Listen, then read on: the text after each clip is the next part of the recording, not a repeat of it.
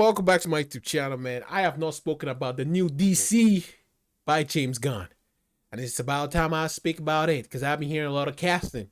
Some of it I don't agree, some of it I like, okay? So apparently Grace Randolph, she actually has a source that have told her what the film is about. So let's just watch that and then I give my own thoughts, all right? Thanks for helping to keep the secret. So the actual story is that Superman, while younger here, is already a very established superhero. And when a conflict arises in the Middle East, he disagrees with other superheroes. I don't know to what level he disagrees, but there's a disagreement on how that conflict should be handled. And at the same time, Lex Luthor is trying to negotiate his own peace terms between the two countries that are having a conflict to show that he actually is the most powerful and can get it done when superheroes, including Superman, cannot. So first, let's look at this setup from a creative perspective, and then we'll look at it from a business perspective.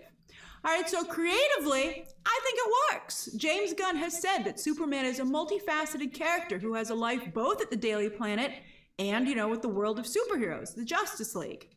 I don't know if the Justice League will already be formed in this movie or not, but that's what he's talking about. And this storyline would not only highlight that, but bring those two worlds together, because surely the Daily Planet would be covering a conflict in the Middle East, and Lois Lane, their star reporter, would likely be handling that story. Heck, maybe Clark Kent is too, which would put him on the scene in both his personas, journalist and superhero. That's pretty cool. As I know this is a lot like Batman v Superman. We're going to get to the similarities in the business section. Now, as for Lex Luthor, this also fits his character, from wanting to best Superman and prove that humans can take care of themselves to his political ambitions in the comics. He was President Luthor, which is very, very ripped from the headlines these days, quite frankly. So in the real world, many politicians and even aspiring politicians have made peace in the Middle East a prime objective, as it has been seen as an impossible goal, which everybody wants to achieve, and therefore some have taken it on. They see it as a challenge. And so I think Luthor kind of fits that setup. Now, this wouldn't actually be the Israeli-Palestine conflict. I believe it'll be between two fictional countries in the Middle East, either dictators, which DC has already established in canon. They have plenty of fake Middle East countries. Young Justice. But I do think that why else would James Gunn choose that region, the Middle East, if he didn't want to draw parallels to what is, again, considered the biggest stalemate in history and a real-life problem that everyone would like to see solved. All right, so let's consider this on that note from a business perspective. This might be an interesting idea, but is it a good one? Especially for a four quadrants doesn't really cover it anymore, for something that's supposed to have mass global appeal. When I first tweeted out this scoop, a lot of you were on it, and you had some very good points, two of them in particular. One was that, despite Superman comics in the past telling a similar story like this, but that was a while ago. They put a lot of politics and global politics in some Superman stories. Today, I don't really think anybody wants to see Superman, a white American superhero, try to solve problems in the Middle East. Or probably, if played by Alexander Skarsgård, a white American or white blonde or redheaded American or European businessman either. And then building on that, some of you also said, well, hey, if this is a world already full of superheroes, aren't there any superheroes in the Middle East that can take care of this? That was a point in Black Adam, by the way. The people of Kandak really wanted to handle their situation themselves instead of having outsiders trying to come in. And I thought that was one of the better points of the film. I liked that part of Black Adam, even if the execution was not great. Maybe Superman will suggest this, but then why would he sideline himself in his own movie? So on that note, as many of you pointed out, this does sound a lot like Black Adam. Especially also, I think the casting choices double down on that.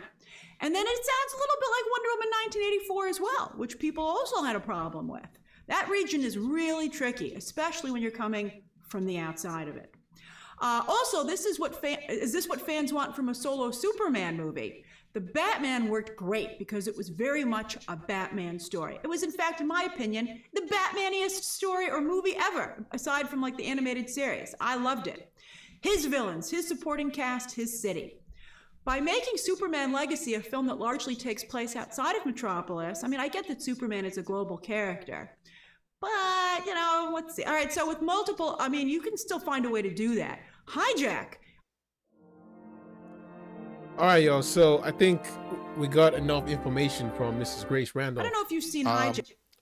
Now I think I know what James Gunn is doing. Now, first of all, I just want to say, let's be honest. Superman is a boring character. I do animation, so I work on Superman films. And to be honest, I really don't know what to do with the character, just because he's just this all powerful guy. He's like the righteous one, There's nothing to him except you make him dark.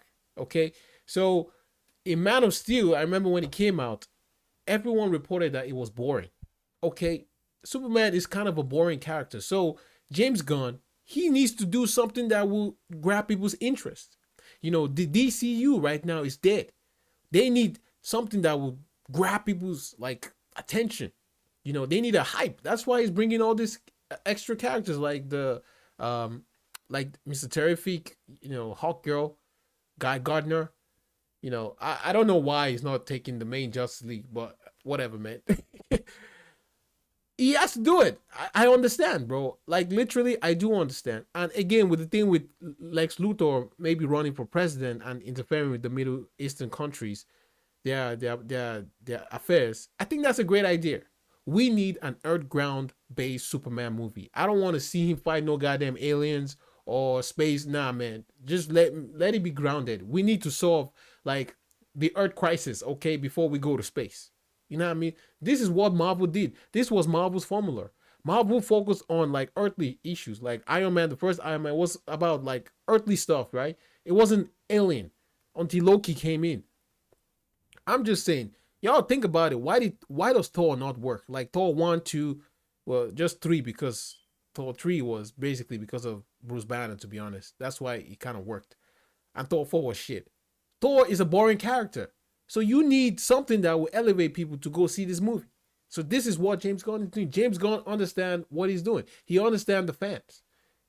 Superman is not really a character that gets people pumped. There's nothing to him. He's all too powerful. Like he's just a savior, good guy, basically, fanboy. So he has to give us more story. And I think the conflict in the middle is now, yo, some people will take this personal, but again, these are all frictional. I mean, even the countries that he's gonna deal with, like Superman, it's all frictional. So like Biolak, Karak, they're all frictional characters. And me personally, I think Black Adam being in this film is very important as to conduct is in the Middle East, right? So it'll make sense that he'll be part of this, but I don't think they're going for that. After the failure of Black Adam. So I think it's a great idea. I want to see Superman do earthly issues. I don't want to see him fight no goddamn aliens or space creatures. Nah, fam. I wonder what Mr. Terrific is gonna do, because this dude he deals with multiverse, bro. Why is he here? Guy Gardner, it's about time we get a lantern in the mix. I don't know why he's not going for Hal Jordan or Jon Stewart. I think Hal Jordan and Jon Stewart, they're doing their own thing. Why Guy Gardner is wow, if Guy Gardner is here, then how many lanterns do we have in DC already? It's crazy, bro. Hawk Girl. Now, I'm gonna be honest, man. I don't like the cast for Hawk Girl. I think she's too short. She's too young. Yeah, it's not gonna. I don't know. Like, Hawk Girl is kind of mature. I don't know what James Gunn is thinking. Like, that lady don't even look like Hawk Girl, bro.